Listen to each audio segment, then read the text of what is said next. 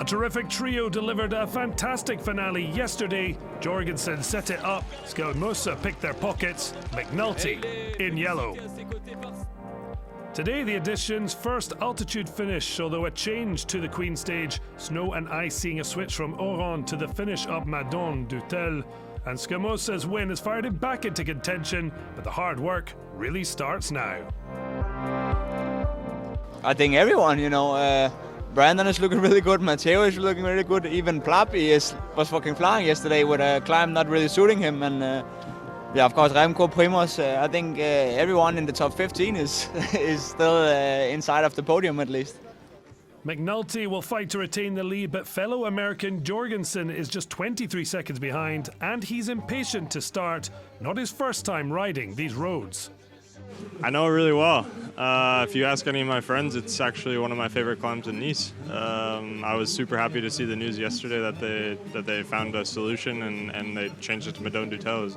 Could it be too late for Evenepoel or Roglic, or can they produce some magic to give them a chance before Paris-Nice climax tomorrow?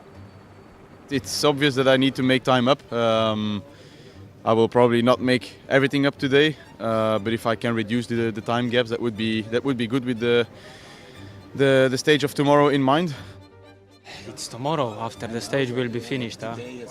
I'm so far back. I don't even know who is the leading or how is the standing. I don't really focus. I go day by day and trying to do my best, to do the best with the whole team to see how we can work together, and that's all. Unexpected, but Madone d'Utel Pass is back, having hosted a finish in 2016. Zakarin winning ahead of Geraint Thomas on the Britain's route to the overall Paris-Nice title.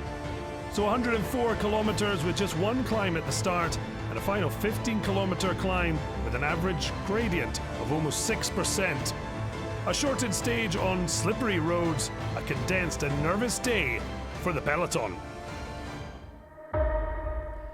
La Course du Soleil wasn't exactly delivering the sunshine. Three men braved the cold and rain, but soon it was a duo who went it alone. Benjamin Thomas of Cofidis in the company of Movistar's Johan Jacobs. As they approached the last 50 kilometres, just over a minute in hand over the peloton, led by Soudal Quickstep and Visma Lisa Bike riders. It was a French-Swiss collaboration, appeared to be on a hiding to nothing as they headed for the descent. The temperature on the road, 5 degrees, with average speeds hovering around 40 kilometres an hour. And that meant the main group was being stretched out thinly, plenty hoping they'd have time to reel themselves back in. That included Harold Tejada, stopped for a front wheel puncture and change. He started the day in 9th after a very strong opening 6 days. A fellow Astana man helped to get him back towards the peloton in hope of contesting the finale. For the Soudal Quickstep team, still at front, an increasingly thin pack. A big miss for Egan Bernal at the end. Carlos Rodriguez dropped out the back. The Ineos man, part of Tejada's group, 2 minutes adrift. He was a stage 14 winner of the Tour de France last year and in big trouble. At the head of the race, 2 became 1 as Benjamin Thomas dropped back to leave Jacobs alone. The Swiss on his way to the Combativity Award. So we hit the climb, and Jacobs at least has the honour of leading the field onto that final summit. That honour was soon followed by being caught, and the real race was starting. But there were big problems. David Gaudu and Pello Bilbao among the riders dropped in the first kilometre of the climb. All the big guns were there. Soudal Quickstyle accelerated for Evenepoel, taking over from Ineos Grenadiers. A high tempo set to make the race harder, and one of elimination. The important intermediate sprint at Utel arriving soon. Bonus seconds eagerly fought for by the chasing GC leaders.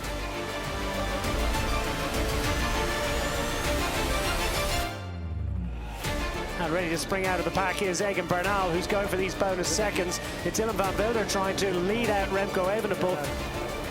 In the end, Egan Bernal taking 10 points in 6 seconds ahead of Wilder. 6 points in 4 seconds. Evenepoel settling for just the 2.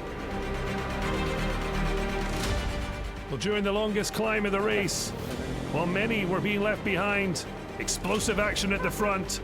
Remco Evenepoel's move, though, covered by Jorgensen and McNulty, but then there was a man to make one stick. Alexander Vlasov pushing hard at the front, entering the final kilometre with the stage win within reach. McNulty in survival mode, while Bora Hansgrohe appeared to have their first stage success of Paris-Nice. He looks over his shoulder, gets the signal he needs, there's got nobody behind him. He can celebrate this one. He'll ride it to the line for GC time, but he's got the glory. It's a frantic sprint for second, and the bonus seconds on offer. It's Remco Evenepoel that's going to just about get there for second.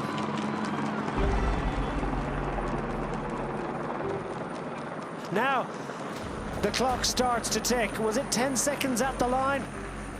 Well, this would have to be inside 33, I think, for him to lose that jersey. So he's just about going to hang on to it.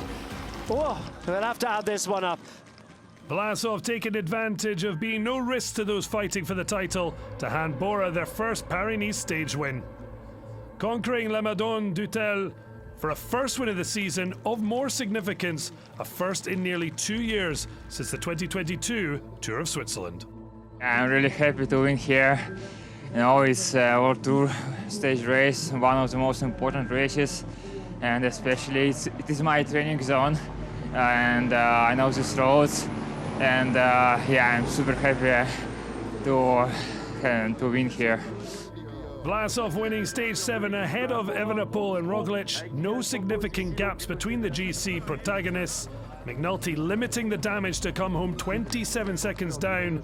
The UAE rider holding on to the leader's jersey. Yet the gaps have tightened, just 4 seconds on Jorgensen, Skillamosa and Evenepoel just over 30 seconds down, with Plapp the only other within a minute. No change in the points category as Mads Pedersen is 4 ahead of Pippi ahead of the final stage, though Skillamosa closing in. Bourgodeau remains with a 10-point cushion in the King of the Mountain category. Vlasov rising just behind Scaroni, movement possible on stage 8. Jorgensen is white and just seconds off the overall lead. The American with 30 seconds on Skillamosa, up to second, Evenepoel third.